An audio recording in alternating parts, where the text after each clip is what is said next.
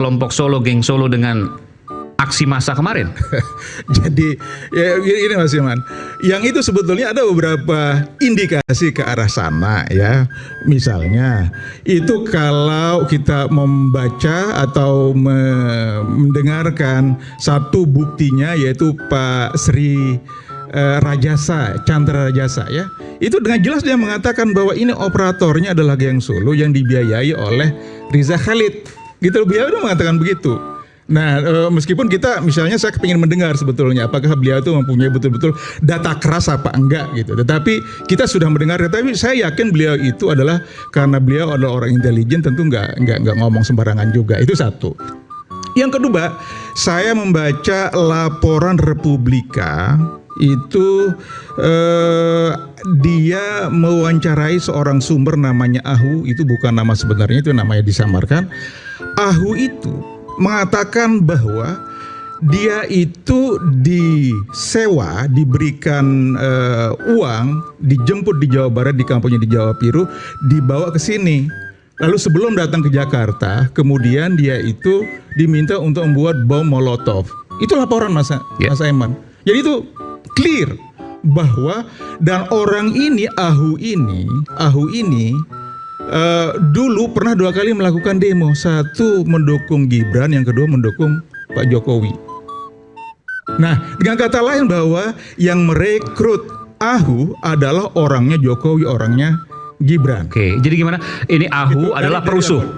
Ahu adalah perusuh, salah satu perusuh. Betul, tetapi dia ini belum ditangkap berarti Ahu ya? Belum ditangkap ya? Betul, dia orang yang ketinggalan. Oke. Dia orang yang ketinggalan. Dia dari Jawa Timur, Jawa Barat. Jawa Barat, oke. Dia kemudian datang ke gedung DPR, depan gedung DPR.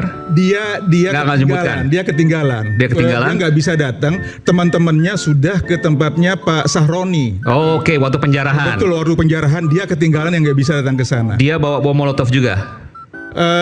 Dia, kata laporan yang ditulis oleh Republika itu, sebelum datang ke Jakarta diminta untuk membuat bom Molotov. Dan dia buat itu. Betul. Oke. Gitu. Dari Jawa Barat, kemudian ikut menjarah di rumahnya Sahroni. Tetapi ketinggalan.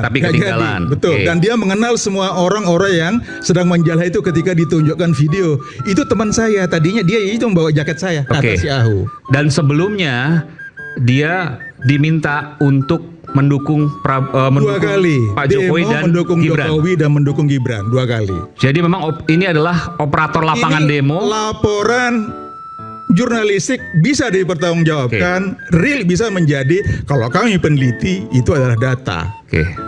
Itu satu. Dua. Saya lanjutkan ya. Oke, itu yang pertama. Yang pertama adalah soal ketidakadilan. Yang kedua adalah soal tadi geng Solo. Yang ketiga kemungkinan keterlibatan CIA. Nah, ini yang belum dibahas banyak orang.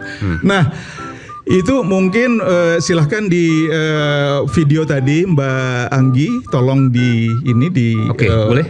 Ya, yang link video tadi. Nanti sambil diputarkan. Apa yang mau disampaikan?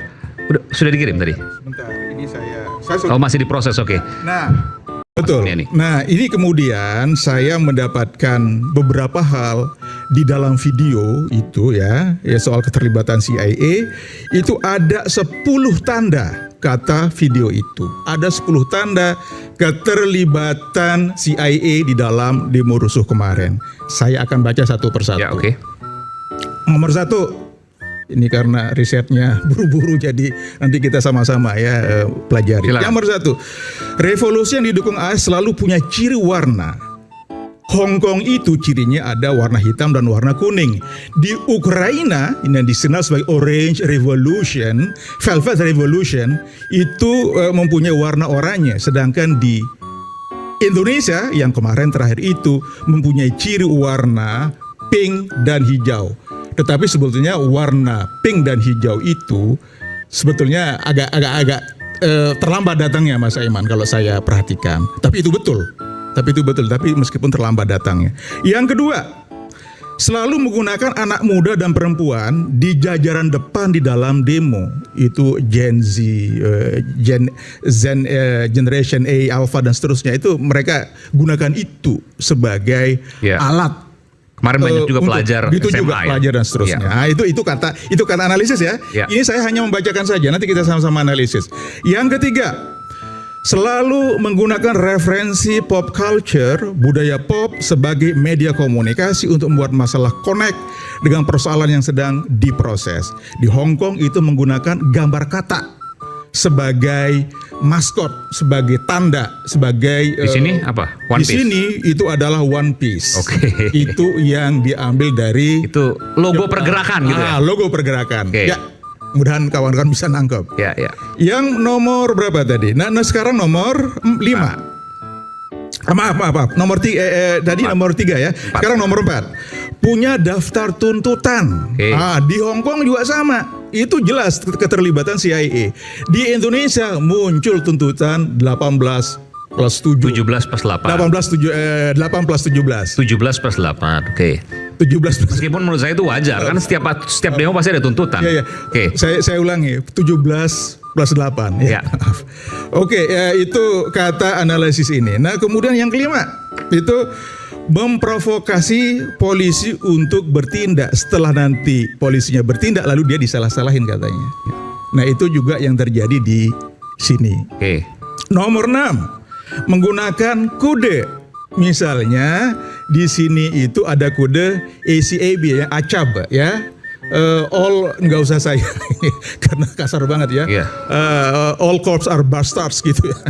Jadi semua maaf ya Pak Polisi ya. Ini saya hanya menjelaskan. Ya, ini kan Oke. teori. Ini analisis Oke. ya. Dan itu udah lama juga. Ya ini Bukan hanya sudah demo kali meluas. ini. Oke. Atau kode 1312 gitu ya. Ini 1312 itu betul. adalah Nah, ini terjadi juga di Hong Kong, muncul juga kode-kode seperti ini, kata Oke. analisis ini. Nah, kemudian lalu kemudian nomor 7 pasti mempunyai satu gambar ikonik itu untuk menunjukkan adanya heroisme. Nah, di Indonesia itu ada ibu-ibu berkerudung yang pink itu yang sedang berhadapan dengan polisi. Itu yang dijadikan jadi maskot gitu, maskot perlawanan. Oke. Nah, itu nah tetapi sayang di dalam video itu saya putar berulang-ulang. Pakai. Itu untuk di Hong Kong itu dia nggak sebutkan apa ininya ya. Saya coba-coba. Oke, Ya. kemudian nomor 8 itu adanya operasi disinformasi. Ini nggak dia uraikan secara mendetail apa itu, tetapi tadi saya baca memang ada unsur disinformasi itu. Nah, kemudian nomor 9 itu mengeksploitasi penderitaan rakyat sebagai alasan untuk melakukan perlawanan. Nah, di sini itu yang dieksploitasi adalah ojol. Nah, yang terakhir nomor 10. Nah, nomor 10 ini betul-betul kalau ini berasal dari bukti-bukti konkret yang langsung ditunjukkan secara resmi. Ada 8 teks dari paper National Endowment for Democracy (NED) itu laporan tahun 2023. Itu yang dijadikan kalau itu teks betul itu laporan. Ini yang dijadikan bukti oleh analisis itu. Nah, diantaranya ini saya bacakan sedikit karena saya nggak dapat tadi meng-quote secara lengkap. 8 itu diantaranya ya. Itu memang BIN sempat memperingatkan kedubes AS agar tidak ikut campur urusan dalam negeri RI. Dari mana sumber itu? Itu dari ini laporannya NED, National Endowment for Democracy 2023. Oh, itu lembaga resmi? Saya belum pernah dengar. Itu Amerika yang punya. Pak Wawan ada pernah mendengar itu? NID? Ya, NED. Langsung Pak Wawan. ya, terima kasih. Ya sebetulnya ini kan masalah secret juga ya. Diungkap begitu kan kadang menjadi. Nggak, NID Anda pernah dengar itu? NID. Ya, Tapi itu lembaga kredibel. Ya, Jadi kalau dia mengatakan ini 10 poin tadi artinya memang itu benar. Bukan Mas Aban. Saya sebentar Mas Aban. Ya. Saya ini aja saya klarifikasi. Yang 10 tadi bukan Dari NID yang NID. mengatakan. Cuma Yang 10 itu- tadi dari? yang 10 itu berasal dari ini sebuah akun YouTube Friday Everyday berjudul Solid Evidence That a Color Revolution is Running in Indonesia. Nggak bertanggung jawab sekali. Ya. Nggak, maksudnya kalau kita membangun opini, apalagi yang disaksikan oleh ratusan juta rakyat, setidaknya kita menunjukkan ada rasa tanggung jawab gitu loh. Sumbernya dari mana? Ini sumbernya ini. Nah, Ini itu. akun anonim. saya menunjukkan Akun anonim. bahwa saya sedang menunjukkan hasil penelitian saya. Kemudian mana yang kira-kira yang paling kuat. Saya pikir gini ya, seorang Ini yang mana nggak masuk akal? Yang tadi kan kegelisahan, iya. Yang kedua tadi geng Solo disebut, yang ketiga CIA. Yang mana yang Butir-butir itu dia bilang Yang dari tiga berarti nih? Pak Buniani katanya dari YouTube. Betul. Oke. Apa boleh seorang peneliti mengambil poin-poin dari sumber yang tidak dapat dipertanggungjawabkan? pakai ini Bang Muni. Boleh. Sudah pasti dari manapun sumbernya YouTube itu yang namanya History Channel. Nah, ini masalah. Benar, Oh, ini history masalah kita. Saya jawab dulu. Masalahnya, Pak. Biar jelas dulu ini apakah boleh. Anda di sini Biar saya jawab dulu. Biar saya jawab dulu. Biar saya jawab dulu. Bentar. Biar saya jawab dulu. Anda atas nama Biar saya peneliti jawab dulu. mengambil poin-poin dari sumber yang tidak bisa dipercaya. Mas, saya bertanggungjawabkan, saya ini peneliti. Anda dengarkan dulu, saya bertanggung jawab. Kalau saya salah, silahkan tangkap saya. Bukan Betul. bukan soal tangkap Ini, menangkap. Mas, Anda di sini atas nama peneliti. dengar dulu, saya peneliti. Seorang peneliti harus Saya peneliti, saya bertanggung jawab. Saya punya gelar untuk itu dan saya Yes, mempertanggungjawabkan. saya mengerti Anda punya gelar, tapi Anda mengambil poin-poin dari sumber yang tidak kredibel. Bagaimana itu? Enggak. Sekarang kalau Anda tonton nanti sumber dari YouTube itu Anda bisa melihat apakah tadi Anda mendengarkan nggak dari 10 Ini poin History itu? Channel maksudnya. Bukan. Tadi Friday Everyday Channel. Nanti kemudian tolong sekarang ditayangkan saja sekarang biar sama Bang Anggi. Lagi diproses. Ya, Karena baru dikirim barusan soalnya. itu kemudian ada 10 hal. Yang terakhir kemudian soal ada 8 bukti dari yang sumbernya resmi dari NED National Endowment for Democracy. Dan ketika Anda ditanyain, Anda ragu untuk mempertanggungjawabkan itu masalahnya. Tapi faktanya, Prof. Paiman dan Betor sudah berdamai. Dan Betor mencabut keterangannya bahwa ijazah Jokowi dibuat di Pasar Pramuka oleh Paiman. Kemudian, walaupun mantan anggota BIN, tapi Rajasa ini sudah tidak aktif. Yang dia sampaikan juga seperti mau menampar BIN. Logikanya, masa seorang mantan BIN yang lebih tahu daripada BIN sendiri soal dalang demo itu? Mantan Kepala BIN, Hendro Priyono pun tidak ada analisanya ke Jokowi. Dia hanya menyebut ada dugaan campur tangan asing di demo itu. Bagi saya, logika mantan Kepala BIN ini masih lebih bisa diterima daripada logika mantan anggota BIN yang juga minim prestasi seperti Sri Rajasa. Kedua, soal sumber dari Republika yang dipakai Buniani. Saya sudah baca beritanya. Di situ tidak ditulis kalau Ahu itu mengikuti demo yang mendukung Gibran atau demo mendukung Jokowi. Tidak ada.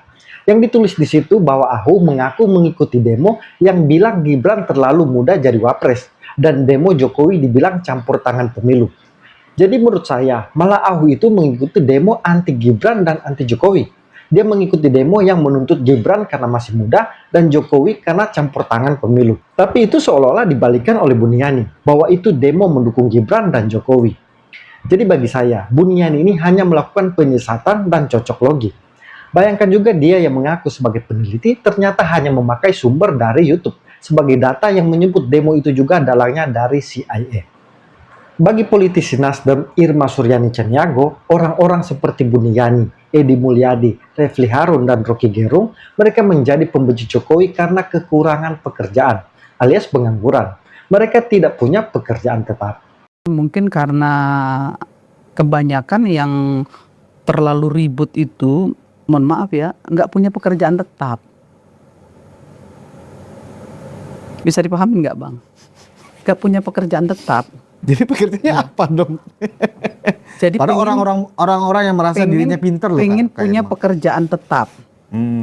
Pengen jadi komisaris mungkin ya, kan saya bilang mungkin nih, pengen diangkat jadi wamen, mungkin mau diangkat jadi menteri, misalnya begitu, ngerasa dirinya pantas nih.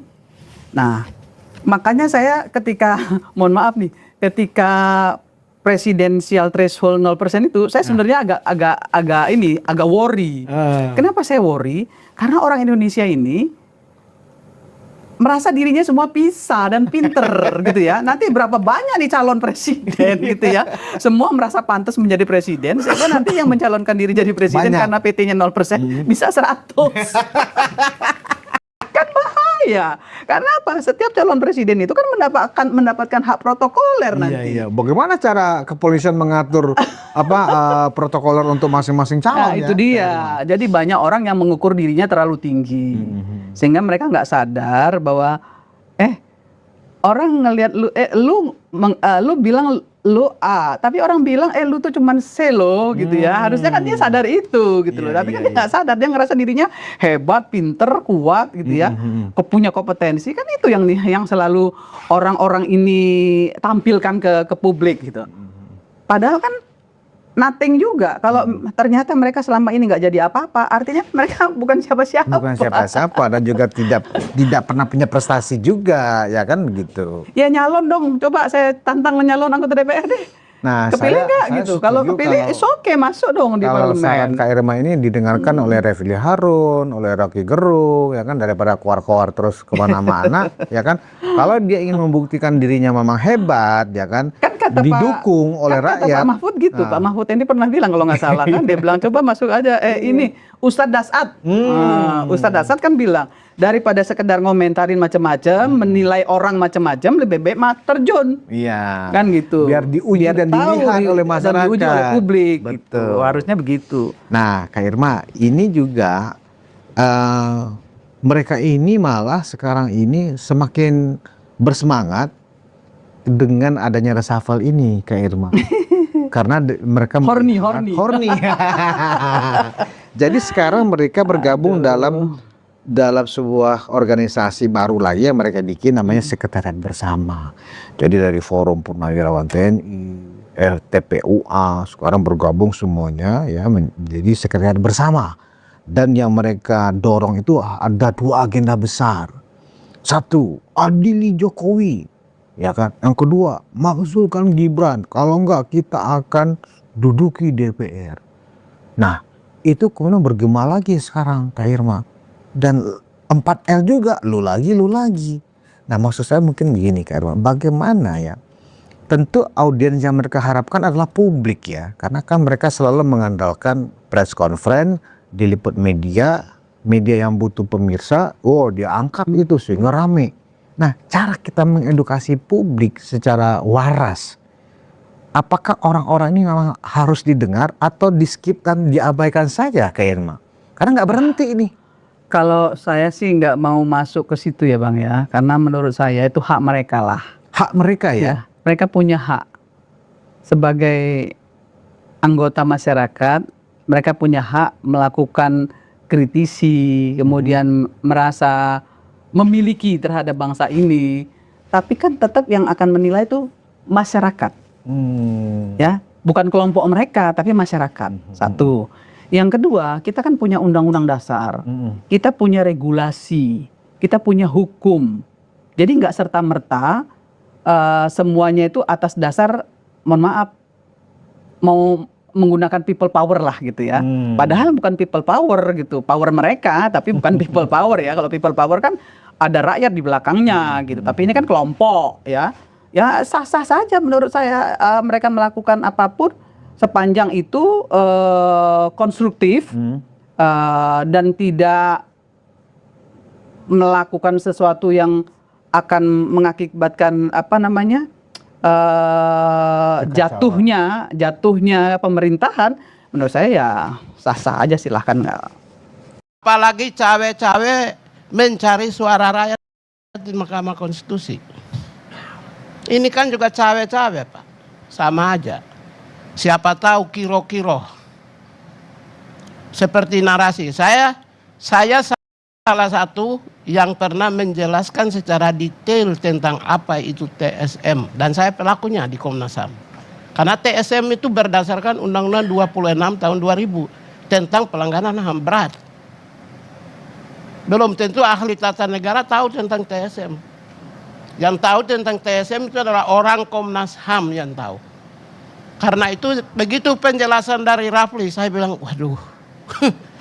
Rafli, saya bilang jauh banget panggang dari api. Saya pernah menjelaskan secara detail di sini dan diakui dan dipuji oleh pengacara 01 di depan Bang Karnilias tentang penjelasan saya. Sangat komprehensif, sangat ilmiah, sangat terukur. Apa perlu saya ulang? Waktu saya terbatas oleh Bang Karni. Nggak bisa. Karena itu kalau dilihat dari TSM yang tadi dijelasin oleh Rafli, saya bilang aduh, Berarti ini cawe-cawe kira-kira mencari suara di Mahkamah Konstitusi ini. Nah, itu satu. Misalnya Bang Rapli juga banyak menipu kita juga, atau mungkin pada saat itu tidak ikut. Natalius ini cinta sekali dengan saya. Mestinya dia bikin opening statement dulu kan.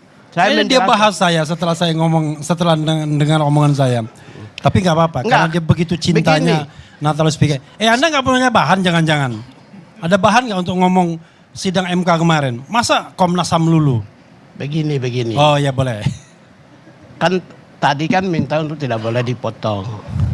Masa sekarang kok inilah sebenarnya tidak konsisten. Ya kalau tidak konsisten sederhana begini, bagaimana meminta konsistensi dalam penegakan hukum di Mahkamah Konstitusi? Ya, Mas Budius bicara apapun harus punya empati karena punya pengalaman.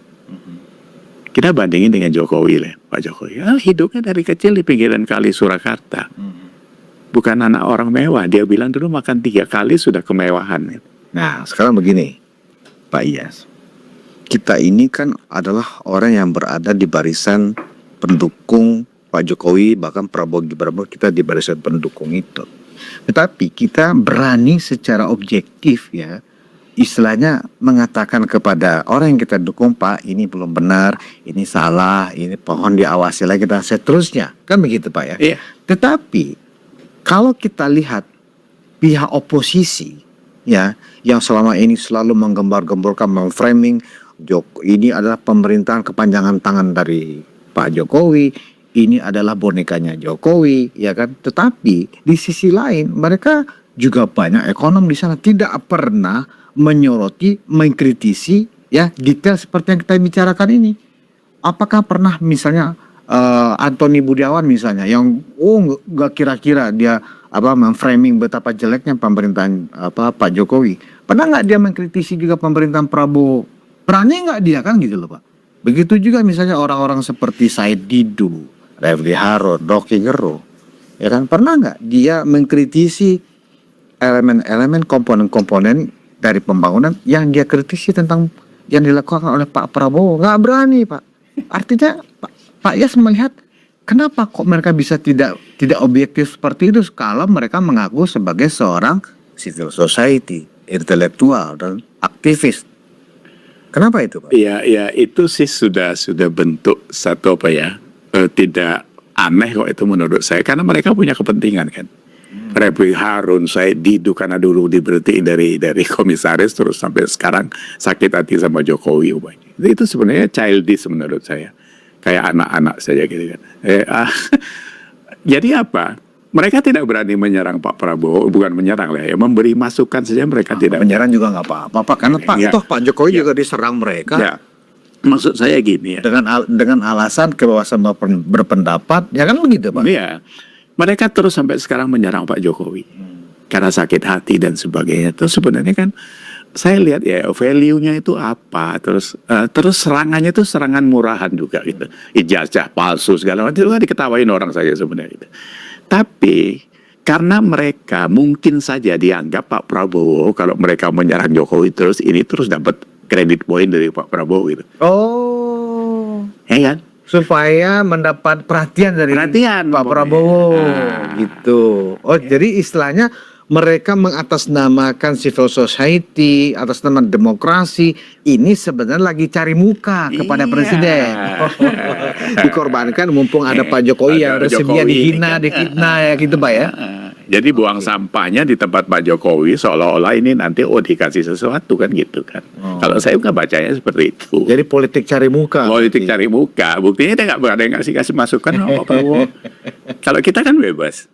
Saya pun dukung Prabowo. Menarik ini Pak Iyas. Jadi kita punya term baru ya kan, sebuah term baru bahwa mereka itu bukan menjalankan politik yang memang dalam rangka melakukan watchdog ya sebagai masyarakat sipil melakukan pengawasan, tetapi mereka sebenarnya melaksanakan politik cari muka. Cari muka ke siapa? Cari muka ke Presiden Prabowo. Barangkali nanti orang-orang yang mereka framing ini kemudian diganti oleh Pak Prabowo dan mereka yang masuk kan begitu Pak.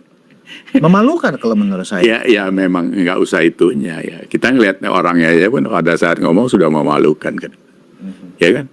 orang-orang yang berkualitas katanya itu seperti itu dengan intelektualitas yang begitu tinggi. Terus dia masuk di kubangan-kubangan sampah kayak gitu. Sebenarnya kan dirinya sendiri dimurahkan sama mereka.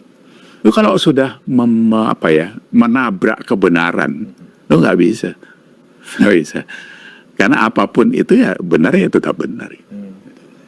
Itu bahayanya. Nah, bagaimana Pak Yes melihat Presiden Prabowo sebagai figur sentral di Republik ini sekarang menyikapi orang-orang politik cari muka ini di satu sisi dibandingkan dengan orang-orang seperti kita ya yang tetap mengkritisi secara objektif, memberikan pencerahan kepada publik secara objektif ya kan. Apakah Pak Prabowo juga tidak peduli juga pada semuanya, lebih peduli kepada informasi yang diterima oleh para pembisiknya presiden sendiri? Gimana Pak Yes melihat? Ya kalau kita lihat itu kan ada 3 klaster ya. Pak Prabowo sebagai figur kepala negara, dia mendengar dari apa yang dari samping kanan kirinya. Yang kedua dari kita-kita yang lebih netral. Kita nggak punya kepentingan. Saya bilang tadi kan ada 3 pilihan. Kalau menurut si Gohi itu kan ada ikut arus, apatis atau merdeka. Kita memilih merdeka sekarang. Karena kita bebas untuk ngomong. Kita nggak perlu ikut arus karena kalau nggak benar kita nggak suka, kita nggak bisa ngapa-ngapain. Ya, tapi kalau apatis juga tidak baik kan. Jadi apatis pada saat seperti kondisinya seperti ini, kalau Pak Mas Budius tidak pernah berpendapat dan mengkritisi pemerintah, kita sama aja sama penindas. Membiarkan sesuatu, anggaplah keburukan, kezoliman, kita membiarkan pada kita melihat setiap hari, kita adalah orang yang zalim juga. Oke. Nah terus yang ketiga, kelompok-kelompok seperti Pak Refli Harun, Said Didu, Rocky Gerung, ini juga kan sekarang posisinya kan tetap aja nyerang Pak Jokowi, tidak memberi apapun kepada Pak Prabowo, gitu. Ya. Walaupun itu sebenarnya sudah nggak masuk akal. Pak Jokowi kan nggak lagi di pemerintah. Iya, itu ini bukan soal masuk akalnya. Kalau saya jadi Pak Prabowo, ini kan termasuk pengganggu, meributkan masyarakat karena ada sosmed begitu terbuka sekarang. Ini sebenarnya sampah masyarakat tuh dibiarkan oleh presiden ya. Menurut Pak Yes itu salah nggak sih presiden membiarkan masyarakat terbelah oleh para pengganggu-pengganggu ini? Saya pikir salah. Salah. Kalau menurut saya Pak Prabowo harus bersikap. Apa yang cukup normal, cukup wajar cara presiden mengingatkan ya untuk supaya jangan bikin rusuh. Nah, masalahnya mungkin begini Pak Yes. Pak Prabowo mungkin melihat di ruang mana saya bisa menegur mereka kalau memang konstitusi kita mengizinkan menyampaikan pendapat di depan umum. Ini bukan soal konstitusi yang menghalangi menyampaikan pendapat. Tapi kalau pendapat kita yang disampaikan itu sudah tidak pakai ukuran yang jelas, itu kan bisa merusak tatanan sosial. Ya diajak diskusi saja, panggil ke istana, sebenarnya endingnya mau kemana kalian ini? Gitu. Lo panggil saja. Kalau sampai 1 minggu atau 1 bulan terakhir saya amati Pak Said Didu terus menyerang Pak Jokowi ini. Ini bukan soal umpamanya Pak Prabowo ngomong. Saya bukan soal saya tunduk dengan Pak Jokowi atau saya apalah dengan Pak Jokowi. Ini soal keamanan, kenyamanan bernegara. Jadi kan ini semua pihak kan harus menjaga ini gitu kan. Daripada kita nyembur yang nggak karu-karuan mulut kita ini yang jadi sampah, kenapa nggak berpikir yang lain untuk sama-sama membangun gitu loh. Kasih ide apa kasih ide apa. Idenya ya bukan jadi komisaris gitu kan. Jadi justru saran Pak Iyas, cara men-challenge orang-orang politik cari muka ini, panggil mereka ke istana, tetapi jangan bicara off the record di depan publik. Iya, jangan. Ya harus harus. Kalau perlu begini, panggillah mereka-mereka itu, ya kan, dihubungi televisi, dialog secara terbuka dengan presiden. Benar pertanyaan tadi Pak Iyas. Oke, saya sudah dengarkan ini semua. Ending kalian ini maunya apa? Kan begitu. Tapi nggak boleh tertutup Pak. Nggak boleh. Kalau tertutup, wah masuk angin pasti tuduhannya. Framingnya kan pasti begitu. Kan begitu. Terbuka saja Pak Prabowo panggil. Jadi kan kita tanya, lu proses ini semua itu sebenarnya mau outputnya seperti apa? Gitu. Lu punya target apa sih? Gitu. Sekarang ya Jokowi Kan saya yang sekarang presidennya, kata Pak Prabowo. Iya, kan? iya. Harusnya kalian serang saya, kritik saya, ya kan? Karena saya lah yang sekarang pemegang mandat, kan begitu. Kenapa Pak Jokowi yang sudah nggak menjabat kalian serang? Tujuannya apa? Sebenarnya agenda kalian apa? Harusnya presiden bertanya itu ke mereka di depan publik. Loh iya dong. Tanya, ngapain kalian ngeributin? Kalau dianggap nanti presiden menyerang aktivis, tanda kutip seolah-olah ini semacam intimidasi misalnya, dengan format seolah-olah presiden concern, presiden pengen tahu. Tapi kan kita tahu Kak, mereka ini kan orang-orang yang gampang untuk memutarbalikkan cerita dan fakta. Nanti di luar istana mereka mengatakan, wah akhirnya kami diintimidasi oleh Pak Presiden. Itu gimana? Ada, pasti ada framing itu. Tapi yang sekarang saya lihat adalah kekuatan masyarakat ini tinggi, Pak. Dan bisa menilai. Memang orang ini laku di masyarakat. Nggak laku sebenarnya. Cuma dia ngelompoknya itu ngelompok yang orang-orang itu saja dari dulu. Saya tahu kok di grup WA saya di yang isinya 200-300 WA tetangga yang ini. Kita dari dulu tahu. Mereka yang pro Anies itu sampai sekarang nggak berubah. Dan orangnya itu aja. Makanya dulu saya bilang kalau kita di posisi 58,58, nggak usah ngerepotin narik orang itu ke dalam sini. Nggak perlu. Karena pikiran mereka udah seperti itu. Ya biarkan saja di sana gitu. Nah balik lagi tentang yang tadi itu. Jadi saya pikir harus ada ketegasan. Kalau enggak kita asik diributin hal-hal yang sepele. Dan salah satu bentuk ketegasan yang netral seperti yang Pak Yas usulkan, panggilnya ke istana, tetapi dialognya disiarkan secara terbuka ya ke masyarakat live secara televisi. Wow itu paten itu Pak. Iya, mereka karena, pasti kencing di celana itu Pak. Atau jangan-jangan nggak berani. Gini, mereka Pak. mungkin berani. Boleh Pak Presiden, tapi tidak disiarkan. Nah, kalau itu yang permintaan mereka dan dikabulkan oleh Presiden gimana Pak? Ya percuma, nggak usah kalau itu. Itu namanya percuma.